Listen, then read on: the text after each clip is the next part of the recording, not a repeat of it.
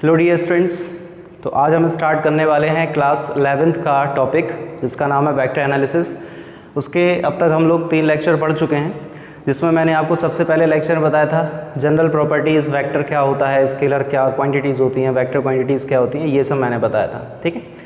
Second lecture में मैंने आपको बताया था एडिशन ऑफ वेक्टर किस तरह से किया जाता है। थर्ड लेक्चर में मैंने आपको क्या बताया हुआ था कि सब्ट्रैक्शन किस तरह से किया जाता है। ठीक है। आज हम स्टार्ट करने वाले हैं रिप्रेजेंटेशन ऑफ अ वेक्टर, यानी किसी वेक्टर को हम रिप्रेजेंट किस तरह से करते हैं। और कहने का मतलब मेरा ये है कि कुछ टाइप्स भी बताऊंगा वेक्टर के, कि वेक्टर के कितने टाइप होते हैं। हालांकि ये बात पहले भी बताई जा चुकी है कि वेक्टर के कितने टाइप होते हैं, यूनिट वेक्टर क्या होता है और ज़ीरो वेक्टर क्या होता है, नल वेक्टर क्या होता है, आई कैप, जे कैप, के कैप, ये सब मैं बता चुका हूँ आपको। ठीक है। और फिर उसके बाद हम लोग को पढ़ना है कौन सा topic, component of the vector, यानी किसी भी वेक्टर को अगर हमें उसके पार्ट्स करने हैं, उसके कंपोनेंट करते हैं तो किस तरह से करते हैं, वो सब हमें देखना है। तो सबसे पहले स्टार्ट करते हैं रिप्रेजेंटेशन ऑफ वेक्टर। यानी अगर हमारे पास कोई भी एक वेक्टर है तो उसको हम रिप्रेजेंट किस तरह से करते हैं वो मैं आपको बताना चाह रहा हूँ। देखिए होता क्या है, ये तो देखो बेसिक सी बिल्कुल बात है कि इस पॉइंट को हम बोलते हैं टेल, इस पॉइंट को हम बोलते हैं हेड। ये तो बिल्कुल सिंपल सी बेसिक बात है। ये तो सबसे पहले लेक्चर में मैंने आपको बताया हुआ था, बिल्कुल सिंपल लॉजिक है, एक बेसिक कॉन्सेप्ट है। ठीक है। ये उन बच्चों के लिए है जो पहली बार ये लेक्चर देख रहे हैं या पहली बार इस चैनल पर विजिट कर रहे हैं। ठीक है, तो उनके लिए। तो इस पॉइंट को, जो स्टार्टिंग पॉइंट होता है हमारा, उसको हम बोलते हैं टेल, और जो लास्ट ये एरो लगा होता है इसको हम बोलते हैं हेड, या फिर इसी को हम और भी क्या बोल देते हैं, एरो हेड बोल देते हैं। सिंपल सी बात है ये तो। ठीक है। मैंने आपको बताया था टेल से लेकर के हेड तक की जो डिस्टेंस होती है, इस डिस्टेंस को हम बोलते हैं मैग्नीट्यूड ऑफ द वेक्टर। मैंने आपको ये भी बताया हुआ था यूनिट वेक्टर, मैंने आपको बताया हुआ था unit vector along x axis, unit vector along x axis क्या होता है, आई कैप होता है, बता चुका हूँ, सब पता है। Unit vector along y axis क्या होता है, ये भी मैंने आपको बताया हुआ था, जे कैप बोलते हैं इसको। और unit vector along Z axis, ये भी मैंने आपको बताया हुआ है, इसको हम लोग रिप्रेजेंट करते हैं के कैप से। और मैंने आपको किसी भी वेक्टर को मैथमेटिकली शो करने का भी लॉजिक आपको बताया हुआ था, तरीका, कि अगर कोई हमारे पास वेक्टर है तो उसको हम किस तरह से लिख सकते हैं, ए x I cap plus a Y J cap plus A Z के कैप। इस तरह से हम किसी भी एक वेक्टर को शो कर सकते हैं। ये उसका मैथमेटिकल फॉर्म होता है, किसी वेक्टर को शो करने का एक मैथमेटिकल तरीका होता है। ठीक है। अगर यहाँ पे हमको इस वेक्टर का मैग्नीट्यूड निकालना है तो मैग्नीट्यूड निकालने के लिए हम लोग क्या करते हैं, आई कैप के कॉफिशिएंट का स्क्वायर यानी ए एक्स का स्क्वायर हो जाएगा, प्लस जे कैप के कॉफिशिएंट का स्क्वायर करते हैं तो यहाँ पे हो जाएगा ए वाई का स्क्वायर, प्लस फिर हम क्या करते हैं, के कैप के कॉफिशिएंट का स्क्वायर करते हैं तो ये आ जाता है ए जेड का स्क्वायर। ठीक है। अब बच्चों यहाँ पे जो बात है वो क्या बात है कि आज का जो हमारा टॉपिक है वो किस चीज़ पर बेस्ड रहेगा। आज का हमारा टॉपिक है वो इस चीज़ पर बेस्ड रहेगा कि सर इस का जो मैग्नीट्यूड आपने ये फाइंड किया हुआ है, यानी जो ये हम लोगों ने मैग्नीट्यूड निकाला है, ये मैग्नीट्यूड किस तरह से निकाला गया, ये फॉर्मूला कहाँ से आता है, या मैग्नीट्यूड का ये फॉर्मूला जो आपने लिखा है ये कैसे पता चला कि यही होता है, इस तरह से हम इसको लिख सकते हैं। ठीक है। तो आज का हमारा लेक्चर इसी चीज़ पर बेस्ड रहेगा और लास्ट तक आप लोग बने रहना, बस इतना सा मेरा एक निवेदन है आप लोगों से। ठीक है। तभी आपको सारी चीज़ें क्लियर होंगी, अदरवाइज़ आपको कोई भी चीज़ क्लियर नहीं होगी। फिर वही है, अधजल गगरी छलकत जाए, थोड़ा सा पढ़ लोगे, अभी इतना देख लिया है, वीडियो को बंद कर दोगे, फिर उसमें बाद में आपको प्रॉब्लम्स आएंगी। ठीक है। तो इसलिए है एक बार देखो, लेकिन पूरा वीडियो देखो। ठीक है, लास्ट तक बिल्कुल। तो इसको हम बोलते हैं मैग्नीट्यूड ऑफ द वेक्टर। इसको हम क्या बोलते हैं, ये होता है हमारा मैग्नीट्यूड ऑफ द वेक्टर। यानी किसी भी वेक्टर का मैग्नीट्यूड निकालने के लिए हम क्या करेंगे, सबसे पहले लगाएंगे अंडर रूट, फिर उसमें अंदर क्या लिखते हैं, आई कैप के कॉफिशिएंट का स्क्वायर प्लस जे कैप के कॉफिशिएंट का स्क्वायर प्लस के कैप के कॉफिशिएंट का स्क्वायर। अब इसमें तो एक्स एक्सिस, वाई एक्सिस और जेड एक्सिस तीनों में हमें यहाँ पे कंपोनेंट दिखाई दे रहे हैं। एक्स एक्सिस पे इस वेक्टर का कितना पार्ट है, ए एक्स, यही तो शो करता है। इस वेक्टर का वाई एक्सिस पे कितना पार्ट है, ए वाई, ठीक। इस वेक्टर का z एक्सिस पे कितना पार्ट है, az। तो इस तरह से ये हमको पता चल जाते हैं कि किस एक्सिस पे कितना पार्ट है किसी वेक्टर का। जैसे देखो एग्जांपल से बताऊं,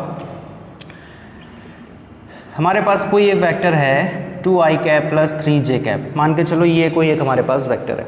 तो अगर इसको आप शो करना चाहते हैं एक्सिस पे, जैसे ये अगर x एक्सिस हो गया, ये y एक्सिस हो गया हमारा, तो इसको अगर आपको यहाँ पे शो करना है तो किस तरह से कर सकते हैं, इस वेक्टर का इतना पोर्शन कहाँ पे है, x एक्सिस पे, यानी ये हो गया, इसको हम मान लेते हैं 2 यूनिट, ठीक है, ओके। अब इसी वेक्टर का इतना पोर्शन है y एक्सिस पे, यानी यहाँ पे हो जाएगा, ये हो जाएगा 3, ठीक है। तो कहने का मतलब है कि अगर वेक्टर हमारा इस तरह से है, ये जो वेक्टर है a वेक्टर है, तो इसका कितना पोर्शन x एक्सिस पे है, इसका कितना पोर्शन y एक्सिस पे है, तो वो यहाँ से शो होता है, ठीक है। और अगर इसका हम मैग्नीट्यूड निकालेंगे तो मैग्नीट्यूड हम किस तरह से लिख सकते हैं, या तो आप ऐसे लिखो मैग्नीट्यूड को, या फिर आप सिर्फ a लिख दो, ये भी एक तरीका होता है मैग्नीट्यूड लिखने का। क्या हो जाएगा, अंडर रूट लगाएंगे आई कैप के कॉफिशिएंट का स्क्वायर, यानी 2 का स्क्वायर कितना हो जाता है 4, प्लस जे कैप के कॉफिशिएंट का स्क्वायर। इन केस बच्चों अगर यहाँ माइनस भी होता ना तो जे कैप का कॉफिशिएंट कितना हो जाता, -3, तो वो स्क्वायर में ही चला जाएगा, ठीक है। तो चाहे वेक्टर में प्लस लगा हो अंदर या फिर उसमें माइनस लगा हो, कोई फ़र्क नहीं पड़ता है, इस बात को आप लोग याद रखेंगे, ठीक है। हमें मैग्नीट्यूड निकालना है तो सारी चीज़ों को हम ऐड करते ही चले जाएंगे स्क्वायर करके उनकी, ठीक है।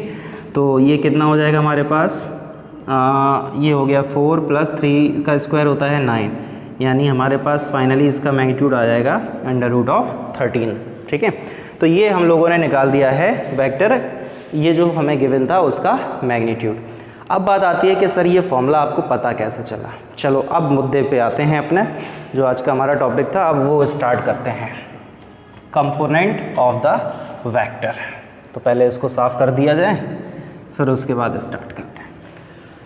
चलो, तो हमारा टॉपिक था कंपोनेंट ऑफ द वेक्टर, ठीक है। वैसे तो इसको लिखना चाहिए मुझे rectangular component of the vector. क्या लिखना चाहिए इसको, rectangular component of the vector, ठीक है। क्योंकि रेक्टेंगुलर कंपोनेंट इसलिए बोल रहे हैं क्योंकि हम सिर्फ x एक्सिस और y एक्सिस या कोई भी 2 एक्सिस लेके चलेंगे, ठीक है। और तीसरा तो फिर यार सिमिलरली हम लोग लिखना जानते ही हैं, किस तरह से लिख सकते हैं, तो देखते हैं। कहने का मतलब मेरा ये है कि अगर हम लोगों ने मान लिया कि हमारे पास कोई भी एक वेक्टर इस तरह से है, ax i cap plus ay j cap, तो इस वेक्टर का मतलब क्या हो गया, इस वेक्टर का i कैप यानी x एक्सिस पे कितना पोर्शन है ax, इस वेक्टर का y एक्सिस पे कितना पोर्शन है ay, ठीक है। तो बनाते हैं, चलो, ये हो गई हमारी x एक्सिस, ये हो गई हमारी y एक्सिस। ये हम लोगों ने मान लिया है कि हमारा है वेक्टर a, ठीक है। देखो वेक्टर को शो करने के लिए सिर्फ इस पे ऊपर एरो लगाया है, हालांकि यहाँ पे हमें एरो नहीं लगाना चाहिए। क्यों नहीं लगाना चाहिए, क्योंकि ये जो शो हो रहा है यहाँ पे, वो इसको बोलेंगे टेल, इसको बोलेंगे हेड। तो टेल से लेके हेड तक की जो डिस्टेंस होती है उसको हम बोलते हैं मैग्नीट्यूड ऑफ द वेक्टर। क्या बोलते हैं उसको, मैग्नीट्यूड ऑफ द वेक्टर। तो ये जो चीज़ है वो किसको शो करेगा, मैग्नीट्यूड को शो करेगा। मैग्नीट्यूड में ऊपर एरो तो आएगा नहीं, क्योंकि मैग्नीट्यूड तो स्केलर होता है, वेक्टर तो नहीं होता, ठीक है, ओके। तो हम मान लेते हैं कि ये जो हमारा वेक्टर a है x एक्सिस के साथ थीटा एंगल बना रहा है। अच्छा, इसका इसी वेक्टर का x एक्सिस पे कितना पोर्शन है, यहाँ पे हम मान लेते हैं ax, देखो है, और इसी वेक्टर का y एक्सिस पे कितना पोर्शन है बच्चों, ay, ये पोर्शन है। अच्छा, ये वाली जो साइड होगी वो बिल्कुल इसके करस्पॉन्डिंग तो है, दिख रहा है ना आपको, बिल्कुल पैरेलल है, ठीक है, ओके। तो अब हमें फाइंड करना है यहाँ पे ax और ay की वैल्यू। अब ax और ay की वैल्यू हम किस तरह से फाइंड करेंगे, आपको यहाँ पे देखो इस ट्राइटेंगल में आपको हाइपोटेनियस पता है, आपको एंगल पता है, आपको निकालना है बेस निकालना है और परपेंडिकुलर निकालना है। सर ये क्यों निकालना है, मैं तो ये निकालना, अरे यार ये साइड इसी के करस्पॉन्डिंग तो है, तो आप चाहे इसको निकाल दो चाहे इसको निकाल दो, एक ही बात हो गई, ठीक है ना। तो अब आप बताओ कि एक ट्रायंगल में हमें एंगल पता है, हमें हाइपोटेनियस पता है, अगर हमें बेस निकालना है या फिर हमें परपेंडिकुलर निकालना है तो हमें क्या करना पड़ता है, ठीक है। वीडियो को चलते हैं तो, क्योंकि लाइव चलेगा, प्रीमियर क्लास में आएगा, तो आप बताओ ज़रा सोच समझ के कि क्या होना चाहिए इसमें, किस तरह से हम फाइंड करेंगे, ठीक है। तो बताओ, दिमाग लगाओ, थोड़ा सा दिमाग दौड़ाओ, दिमाग के घोड़े दौड़ाओ अपने, बताओ यहाँ पे क्या होना चाहिए, कैसे पता चलेगा, निकालो जल्दी से, फास्ट बताओ कैसे निकालेंगे आप लोग। निकाल पाएंगे कि नहीं निकाल पाएंगे? देखो कितना सिंपल है, जब आप इसमें अप्लाई कर देंगे कॉस थीटा, ट्रिग्नोमेट्री क्या अप्लाई कर, अरे यार सीधी बात है, जब राइट एंगल ट्रायंगल की बात हो रही, उसमें एंगल की बात हो रही, उसमें हाइपोटेनियस की बात हो रही, उसमें बेस और परपेंडिकुलर की बात हो रही, तो ऑब्वियस सी बात है हम ट्रिग्नोमेट्री की तरफ जा रहे थे ना। तो यहाँ पे कौन सी ट्रिग्नोमेट्री का हमें लगाना है रेशियो, ट्रिग्नोमेट्री यहाँ पे लगाएंगे हम, तो क्या लगाएंगे, देखो हमको हाइपोटेनियस पता है, पहले हम बेस निकाल लेते हैं। तो हाइपोटेनियस पता है, बेस हमें फाइंड करना है, कॉस लगेगा, पता है ना कॉस थीटा क्या होता है बच्चों, कॉस थीटा क्या होता है, base upon hypotenuse, cos theta क्या होता है, बेस अपॉन हाइपोटेनियस। तो बेस है हमारा ax और हाइपोटेनियस क्या है हमारा a है, तो ये हो जाएगा cos theta is equal to ax upon a, simple है। एक चीज़ को और याद रखना, a से a काट मत देना, क्यों यार, ये a एक चीज़ अलग है और ये पूरा ax है, x a के साथ सफिक्स में लिखा है, तो पूरी एक क्वांटिटी है ये, ठीक है, एक चीज़ है ये। आपको अगर ऐसा लग रहा है a इंटू एक्स लिखा है तो वो गलत सोच रहे हो आप, a के साथ x जो है वो सफिक्स में लिखा हुआ है यहाँ पे, ठीक है। तो क्या हो जाएगा, ax is equal to a cos theta, ये आ जाएगा हमारे पास। अब ये हम लोगों ने फाइंड क्या किया है, ax निकाला है, ax का मतलब है किसी भी वेक्टर का x एक्सिस पे उसका कितना कंपोनेंट है, तो a कॉस थीटा उसका पार्ट है। इसी तरह से बिल्कुल हम क्या फाइंड कर सकते हैं, यहाँ पे साइन थीटा निकाल सकते हैं। तो साइन थीटा बच्चों क्या हो जाएगा, साइन थीटा देखो आप, परपेंडिकुलर अपॉन हाइपोटेनियस, तो परपेंडिकुलर ये वाली साइड किसके करस्पॉन्डिंग थी, ए वाई के, तो ए वाई अपॉन ए हो जाएगा। तो ए वाई इज इक्वल टू हम क्या लिख सकते हैं, ए साइन थीटा। ये हम लोगों ने दोनों कंपोनेंट फाइंड कर लिए हैं, ठीक है। कौन कौन से, एक तो ए एक्स निकाला हम लोगों ने और एक निकाला है ए वाई। देखो यही तो दोनों कंपोनेंट थे, एक था हमारे पास ए एक्स और एक था हमारे पास ए वाई, यही दोनों हमारे पास कंपोनेंट थे जिनकी वैल्यू हमें कैलकुलेट करना था, मैंने आपको शुरू में ही बताया था, ठीक है। इसको हमने मान लिया है फर्स्ट इक्वेशन, इसको हम लोगों ने मान लिया है सेकेंड इक्वेशन। कितना सिंपल है बताओ, कहीं कोई दिक्कत हो रही क्या, नहीं हो रही होगी, ठीक है। दिक्कत हो रही तो कमेंट करते जाना लाइव चैट पे, ठीक है, कमेंट करते जाना बिल्कुल, और अच्छे कमेंट करना, और अगर डाउट पूछना है तो आप डाउट भी बिल्कुल पूछ सकते हैं कमेंट करके, ठीक है। हमारी पूरी टीम बैठी होती है, वो आपके सारे डाउट्स को क्लियर करती जाएगी, ठीक है। तो अब यहाँ पे हमें करना क्या है, दो इक्वेशन आ चुकी हैं आपको। देखो ट्रिग्नोमेट्री में यार 10th क्लास पास करके आए हो तुम लोग, तो ट्रिग्नोमेट्री में इतना तो आप लोगों ने पढ़ा ही होगा कि जब कॉस और साइन दिखाई देता है तो क्या करते हैं, स्क्वायर करके फट से ऐड कर देते हैं दोनों को, करते हैं ना। तो हम क्या करेंगे, फर्स्ट इक्वेशन का स्क्वायर प्लस सेकंड इक्वेशन का स्क्वायर करके हम कर देंगे दोनों को ऐड। सुनो क्यों, ऐसा क्यों, उससे क्या बेनिफिट होगा, उससे देखो क्या बेनिफिट होता है। तो सबसे पहले तो LHS को ऐड किया जाएगा स्क्वायर करके, फिर उसके बाद RHS को ऐड किया जाएगा स्क्वायर करके। तो पहले LHS को कर लेते हैं, फिर RHS को कर देंगे। तो LHS से स्टार्ट करते हैं, ax स्क्वायर हो गया, फिर ay का स्क्वायर है, प्लस भी तो लगाना है बीच में, तो ये लग गया, is equal to a square cos square theta, ये दोनों मल्टीप्लाई में है, स्क्वायर होगा a square cos square theta, plus यहाँ पे भी हम स्क्वायर करेंगे तो कितना आ जाएगा बताओ, ए स्क्वायर साइन स्क्वायर थीटा। अब यहाँ से आपको देखो कुछ फीलिंग आ रही होगी कुछ करने की, क्या करने की फीलिंग आ रही है, उल्टा सीधा कुछ नहीं करना, ठीक है। तो यहाँ पे क्या करने की फीलिंग आ रही है, यहाँ पे ए स्क्वायर को कॉमन करने वाली फील आ रही है, हम यहाँ से ए स्क्वायर को कॉमन भी ले सकते हैं, ठीक है। चलो ले लेते हैं। सर ए तो यहाँ से भी कॉमन आ रहा है सर, नहीं भैया यहाँ से ए कॉमन नहीं आएगा यार, मैंने अभी बताया कि ए एक्स पूरी एक चीज़ है, ए वाई भी पूरा एक चीज़ है। यहाँ पे आप ऐसा ना सोचो कि ए इंटू एक्स लिखा है या फिर ए इंटू वाई लिखा है, ये उन बच्चों के लिए जिनकी मैथ बहुत अच्छी होती है, वो तुरंत यहाँ से भी ए स्क्वायर कॉमन लेते, यहाँ से भी ए स्क्वायर कॉमन लेते, दोनों साइड से कटिंग हो जाती ए स्क्वायर की। ऐसा नहीं करना भूल के भी, ठीक है, पाप पड़ेगा। खैर तो ये तो हो जाएगा हमारा ए एक्स स्क्वायर, ये हो जाएगा हमारा ए वाई स्क्वायर।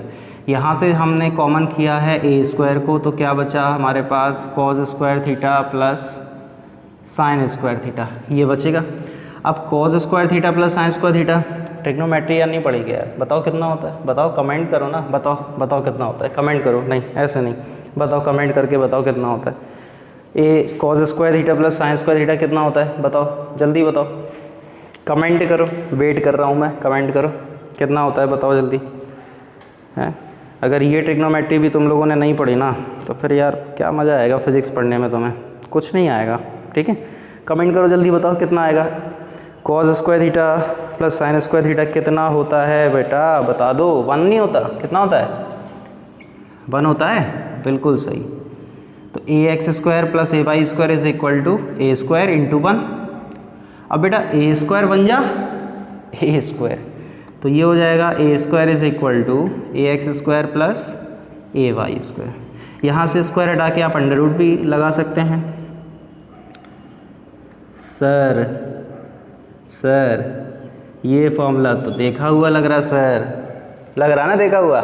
अरे यही तो मैग्नीट्यूड निकालने का फॉर्मूला है बच्चों, ऐसे ही तो मैग्नीट्यूड निकालते हैं हम, किसी भी वेक्टर का निकालते हैं ना, तो यही फॉर्मूला है। अब जैसे z कंपोनेंट भी होता तो प्लस में ए जेड स्क्वायर कर देते, क्लियर हो गई। अब हम क्या करते हैं, दोनों इक्वेशंस को डिवाइड कर लेते हैं, जिससे हमें पता चल जाएगा इस एंगल थीटा के बारे में कुछ इन्फॉर्मेशन हमें मिल जाएगी। चलो करते हैं। तो हम सेकंड इक्वेशन में डिवाइड कर देते हैं फर्स्ट इक्वेशन से। चलो कर देते हैं डिवाइड, कर दो, क्या मिलेगा बताओ। तो यहाँ पे जब हम सेकंड इक्वेशन में फर्स्ट इक्वेशन से डिवाइड कर देंगे तो हमें मिल जाएगा a sine theta upon a cos theta is equal to कितना हो जाएगा बताओ, a y upon a x. कितना हो जाएगा, a y upon a x. A से ए हमारा हो जाएगा कैंसिल, तो क्या लिख सकते हैं, sign theta upon cos theta बच्चों, टेन थीटा होता है ना, सबको पता होगा, और इधर है ए वाई अपॉन ए एक्स। ठीक है, तो यहाँ से आप चाहें तो थीटा को लिख सकते हैं टेन इनवर्स में। ठीक है, अब आप सोचो कि सर ये क्या नया क्या है, ये इन्वर्स क्या होता है। अरे इन्वर्स वही होता है, देखो ना, जैसे इन्वर्स का मैं थोड़ा सा लॉजिक बता दूं, हालांकि मैथमेटिकल टॉपिक है, मैथ में पढ़ाया जाएगा तुम्हें पूरा inverse, ITF inverse trigonometric function, पूरा मैथमेटिकल टॉपिक है, पढ़ाया जाएगा मैथ में। जैसे tan theta is equal to लिखा है अंडर रूट 3। ठीक है, तो इसको हम इस तरह से लिख सकते हैं, tan theta is equal to under root 3, 10 में कितने की वैल्यू होती है 60 की, तो यहाँ से थीटा हमारे पास कितना आ जाएगा 60। या फिर इसको हम कैसे और लिख सकते हैं, अगर हमारे पास tan theta is equal to under root of 3 है तो थीटा को हम क्या लिख सकते हैं, tan inverse under root of 3, ये लिख सकते हैं कि नहीं, सिंपल सी बात हो गई। ओके, तो अब वही चीज़ है ना, चाहे टेन को इधर लिखा रहने देते या फिर इनवर्स में लेके चले गए वहाँ पे, तो क्या दिक्कत हो गई उससे, कोई दिक्कत नहीं। रूट 3 कितने की वैल्यू होती है, टेन 60 की, मान के चलो 10 से 10 खत्म हो गया। अरे यार जैसे लिखा हो x इंटू एक्स इनवर्स तो ये 1 होता है ना, ऐसे ही 10 इनवर्स इंटू 10 खत्म 1, क्या बचा हमारे पास सिर्फ 60, यानी थीटा हमारे पास कितना आ जाएगा 60 डिग्री। बताओ, इतनी बात में किसी को भी कोई दिक्कत है तो बिल्कुल कमेंट करके पूछो, बताओ कि सर ये दिक्कत आ रही, सर वो दिक्कत आ रही, सब पूछो अपने आराम से, कोई दिक्कत की बात बेटा है नहीं, आप लोग खूब पूछ सकते हैं। ठीक है, आराम से पूछते रहो, कमेंट करते रहो, क्योंकि जब कमेंट आप लोग करेंगे ना तभी एक लगता है, थोड़ा सा फील आता है कि हाँ यार तुम लोगों को वीडियो में मज़ा आ रहा है, या फिर जो मैं कर रहा हूँ वो तुम्हारे काम आ रहा है। ठीक है, कौन याद कर रहा है भाई, करने दो याद, लोग बहुत हैं दुनिया में, याद करते रहते एक दूसरे को, सिर्फ काम पढ़ने पे ही लोग एक दूसरे को याद करते। ठीक, खैर क्या हो जाता है सर आपको, बीच बीच में एकदम ज्ञान वाली बातें आप करने लगते हैं सर। ठीक है, चलो इतना हो गया, एक क्वेश्चन हो जाए सिंपल सा, तो इसको मिटा देते हैं फिर। ठीक है, नोट कर लेते या स्क्रीनशॉट ले लो, नोट करते रहना फिर आराम से।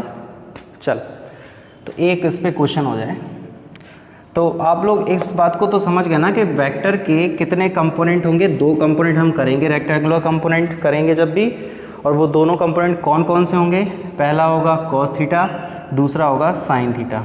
कौन सा कॉस थीटा होगा सर, कौन सा साइन थीटा होगा, ये कैसे पता चलेगा, बिल्कुल सही क्वेश्चन।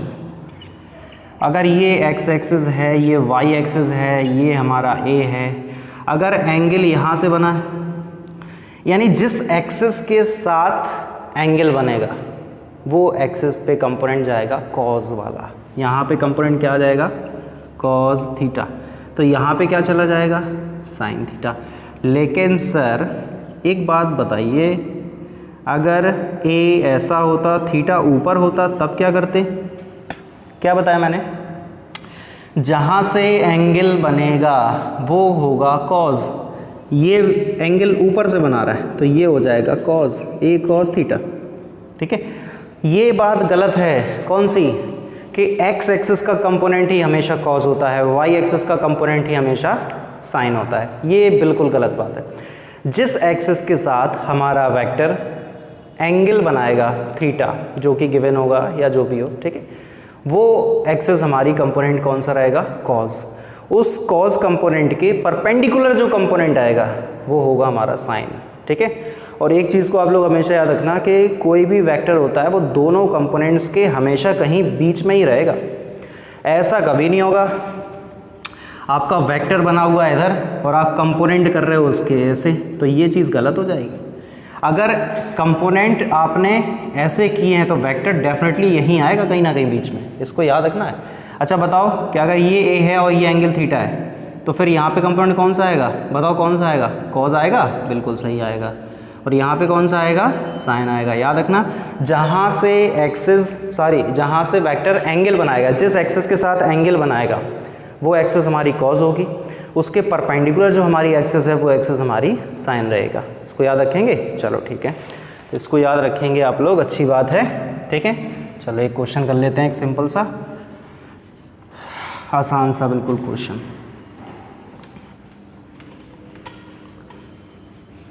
चलो पूरा बोर्ड एकदम चकाचक। एक क्वेश्चन करते हैं, given that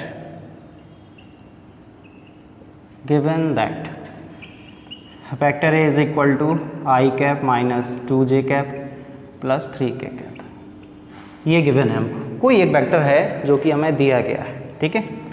find the magnitude of the vector, यानी इस वेक्टर का हमें फाइंड करना है मैग्नीट्यूड, इस वेक्टर का हमें फाइंड करना है मैग्नीट्यूड। तो हम कैसे मैग्नीट्यूड इसका फाइंड करेंगे, वेक्टर ए का ऐसे लिख सकते हैं, इसको हम ए लिख सकते हैं, तो अंडर रूट लगाया, आई कैप का कोफिशिएंट यहाँ पे कितना है बच्चों, 1 है, तो आई कैप के कोफिशिएंट का स्क्वायर यानी 1 का स्क्वायर, प्लस जे कैप का कोफिशिएंट कितना है, -2 है, तो -2 का स्क्वायर, प्लस के कैप का कोफिशिएंट हमारे पास कितना है, 3 है, तो इसका स्क्वायर। बस सॉल्व कर लो, आंसर आ गया। तो 1 + 2 = 4 + 3 = 9, तो ये आ जाएगा हमारे पास √14। ये इस तरह से हम लोग किसी वेक्टर का मैग्नीट्यूड भी निकाल सकते हैं, सिंपल सी बात है, ठीक है। तो बस फिर आज का टॉपिक यहीं अपन ख़त्म करते हैं और अपना नेक्स्ट टॉपिक किस चीज़ पर बेस्ड होगा, स्केलर प्रोडक्ट पे, ठीक है। यानी दो वेक्टर का स्केलर प्रोडक्ट या फिर हम डॉट प्रोडक्ट अगर करना है तो किस तरह से करते हैं, नेक्स्ट हमारा टॉपिक रहेगा या नेक्स्ट हमारा वीडियो उसी टॉपिक पे बेस्ड रहेगा। तब तक आप लोग अच्छे से पढ़ाई करते रहें, अपना ख्याल रखें। Thank you very much.